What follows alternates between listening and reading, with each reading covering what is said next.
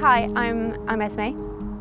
So just to tell you a little bit about me and who I am. So I'm Dutch, but I've been living in Norwich for about 8 years now. I didn't grow up Christian. I found God myself, or God found me. It's probably a bit of a mixture. I got baptised last year in 2020, in September in the Netherlands, and it's been a journey, I think, of years. I've always wondered if there was something more.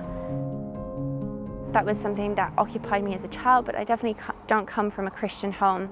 And then nearly 4 years ago now, I had a colleague who actually goes to SDN, and she shared her testimony with me. And it was really surprising, and it was incredibly impactful, and not something that I felt like I could put down. And it was a time anyway where I felt like I was looking.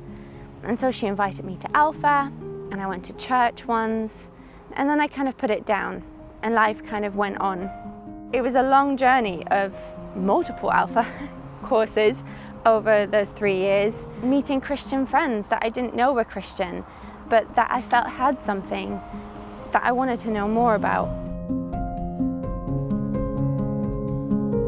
And finally, on a February morning in 2020, I woke up and I just felt, I want to go to church. So I Googled a church, the one closest to me in the Netherlands, and I showed up on that Sunday morning, really nervous, not really sure what to expect.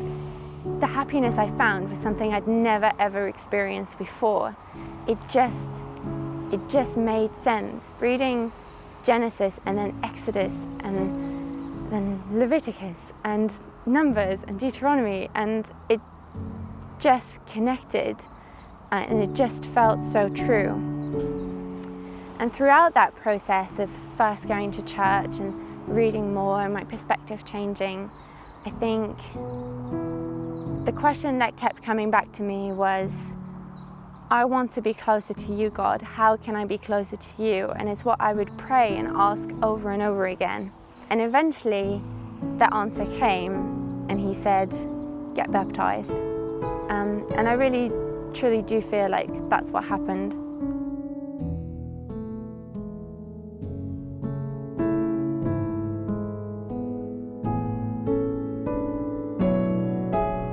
I was asked to say something on my baptism, and I ended up deciding to write a letter to God. So this is what I like to read to you. So it says, my dearest, dearest God, today I dedicate my life to you. The love that you gave me will forever transform me.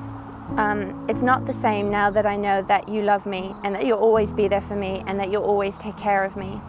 Your love is unmeasurable. The love that you show me again and again, it shows me a better way.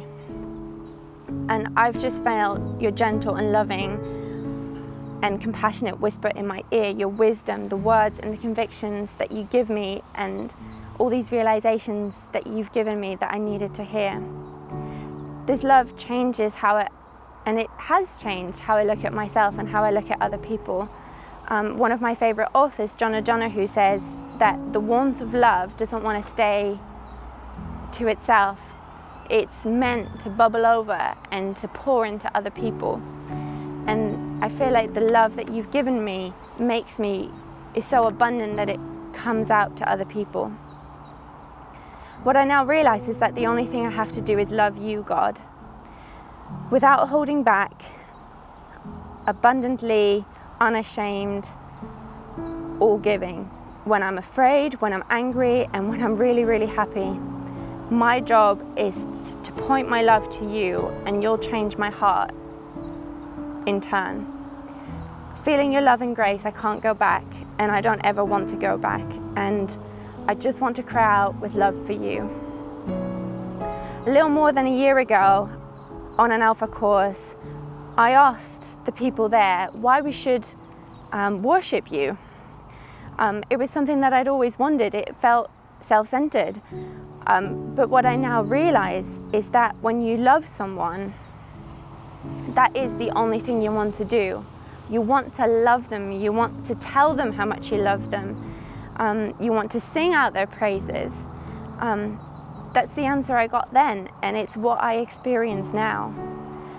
As people in my family know a little too well, when I love you very much, all I want to do is hug you, and I don't really let go. And God, if I ever get the chance to hug you, I will never let you go. And I just want to say, God, that I truly, truly hope that you hold on tight to me too, and that you'll never let me go. So today I choose you. With your given freedom, I choose you. Not because I have to in order to appease you or to meet a requirement, but out of pure love for you, because I trust you. I want to be near to you. I want to walk your way, to learn from you and to transform through you and with you. My dearest God, please help me to walk this path with you.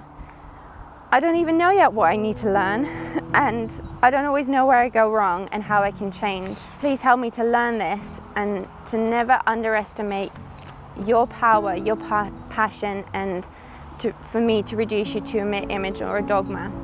Help me to keep my eyes and ears open, and to keep my heart open and soft, to keep loving you and to keep loving others, and to be able to receive Jesus' radical message. I pray that I may extend even 1/10 of the grace and the compassion and love and forgiveness that you offer us to other people. So I pray that from this day onward, you, Jesus, and your Holy Spirit will hold my hand through all of life, that we may figure all of this out together. Amen.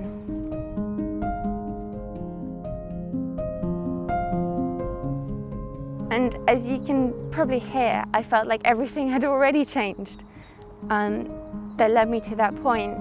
But I could have not really been prepared for that day.